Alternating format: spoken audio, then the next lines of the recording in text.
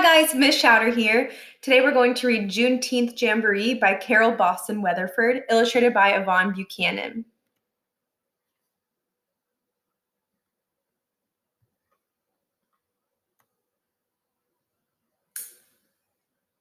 Okay. Juneteenth Jamboree. Author's note. Juneteenth, a blend of the words June and 19th, is an emancipation celebration that is said to have begun on June 19th, 1865, when Union Army soldiers arrived in Texas and informed slaves that they were free. It took this news 2 years, 6 months, and 19 days after President Abraham Lincoln signed the Emancipation Proclamation to reach the slaves of Texas. Learning of freedom, the joyful ex-slaves set out to find family members from whom they had been separated and finally follow their dreams. Over the years, different legends have been created to explain the reason for the delay, including the story that the messenger was sent from the nation's capital on mule back. Today, African Americans come together all around the country to celebrate Juneteenth with traditions from the early days, including parades, picnics, music, speeches, crafts, and African dance. It is a celebration of freedom and hope. In 1980, June 19th was made a legal holiday in Texas. So, side note about the word slaves. This teacher, Julian Starr, wrote that Kwame Alexander, who's an author, he uses the language enslaved rather than slave. And so this choice is important because slavery is not who they were, it is what was done to them. So rather than saying slave, we say enslaved person. You can see it says here, enslavers did not go to Africa to steal slaves. They stole people and enslaved them. The use of the term slaves removes the person. Using enslaved people or people who were enslaved is humanizing language and forces us to recognize the role of the enslavers. So, even though the author here is using the word slave, we are going to say enslaved person or enslaved people. All right, let's get started. Oh no. Okay, yeah.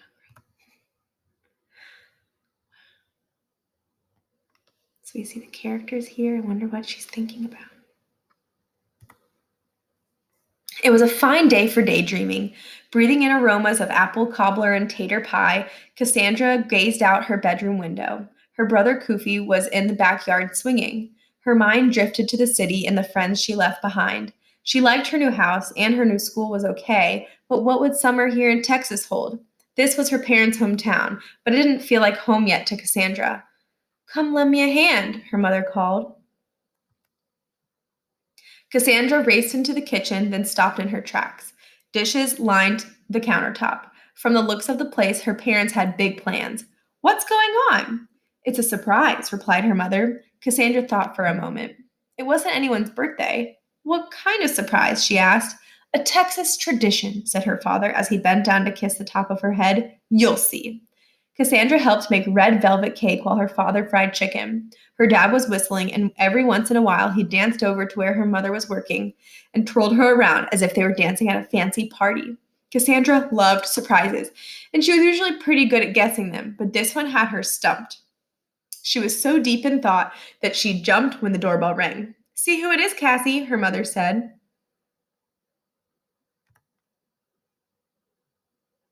Looks like there's her dad dancing. I wonder who that is. Cassandra could smell her Aunt Bet's rolls even before she opened the door.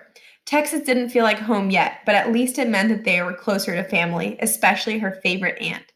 How's my beautiful niece? Aunt Bet asked. Fetch me an apron, would you, baby? Then get me some clothes from your mama. We've got to get this ham ready.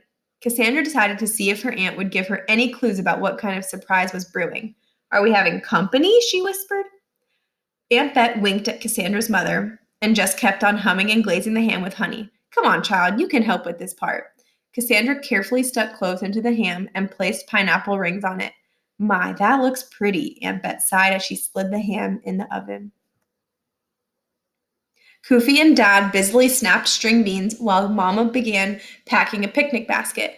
Cassandra had never seen so much food, but she was more curious than hungry. Why the feast? Memorial Day had passed and the 4th of July was still 2 weeks away. Time to get dressed, Cassie, said Mama. But I am dressed, said Cassandra. Her mother hurried upstairs. Just you wait, she said, lifting a calico dress from a pine chest. This is the best part of the surprise. Cassandra loved to dress up. In fact, her mother sometimes scolded her for getting into her closet, and now she was letting her wear this beautiful dress. First, her father dancing in the kitchen, and now this. Whatever the surprise was, it was sure making her parents act funny. She looked in the mirror. The outfit was yellow and blue, the colors of the Texas sun and sky.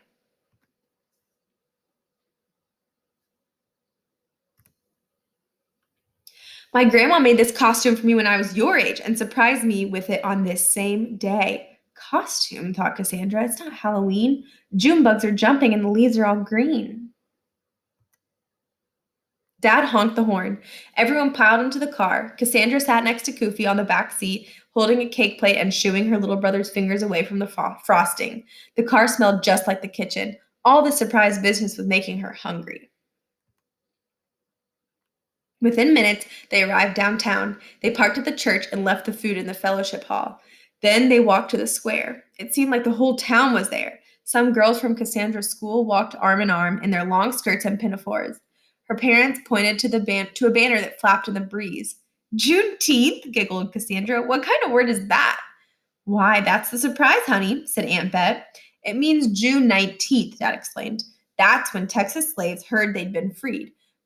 President Lincoln signed the Emancipation Proclamation in 1863, but news didn't reach Texas until more than 2 years later.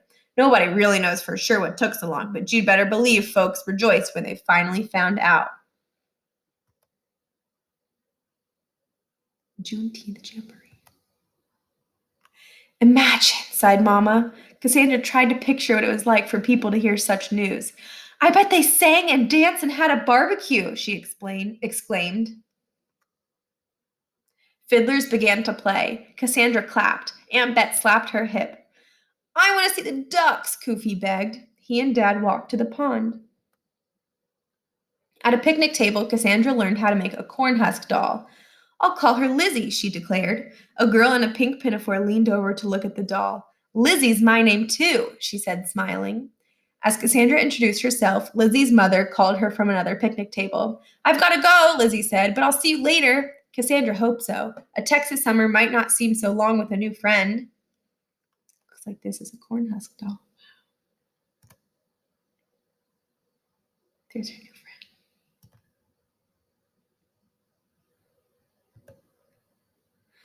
Look, balloons! Yelled Koofy, tugging Dad across the square. The family weaved through the crowd toward the balloon booth. Can I have one? Koofy blurted. Not so fast, the balloon man said, giving them slips of paper. First, sign your name.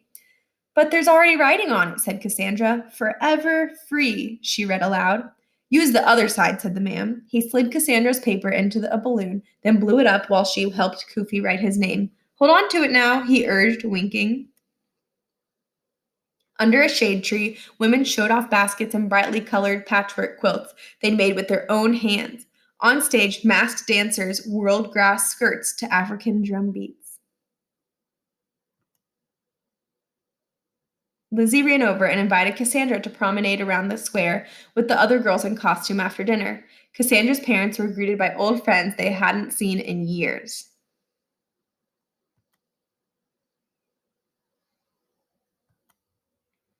A bearded man carving a cane spun tales of the first Juneteenth.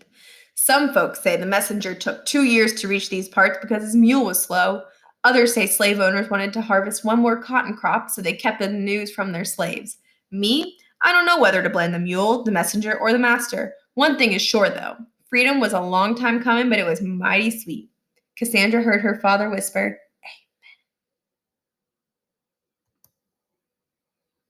At noon, the church bells pealed.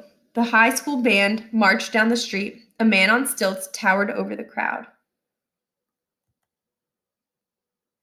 A choir sang spirituals that slaves had once sung in the fields. Aunt Bet shook a tambourine and sang along. As the parade ended, the Grand Marshal said, When the cymbals sound, let go of your balloons all at once. Clash! Clang! Hundreds of balloons carrying messages of freedom floated toward the clouds. Cassandra's eyes followed her balloon high up into the sky until she could no longer tell it from the others.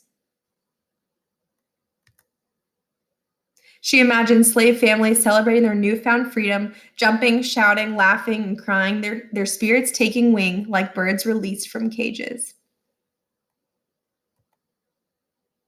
The balloon soared higher and higher. In the midst of her daydreaming, Cassandra felt Aunt Bet squeeze her hand and glimpsed her wiping a tear. Don't be sad, Aunt Bet. You'll get another balloon one day. I'm not sad, honey, just filled up. I'm so thankful that you're home and we're all together. Me too, said Cassandra, giving her aunt a great big hug. Me too.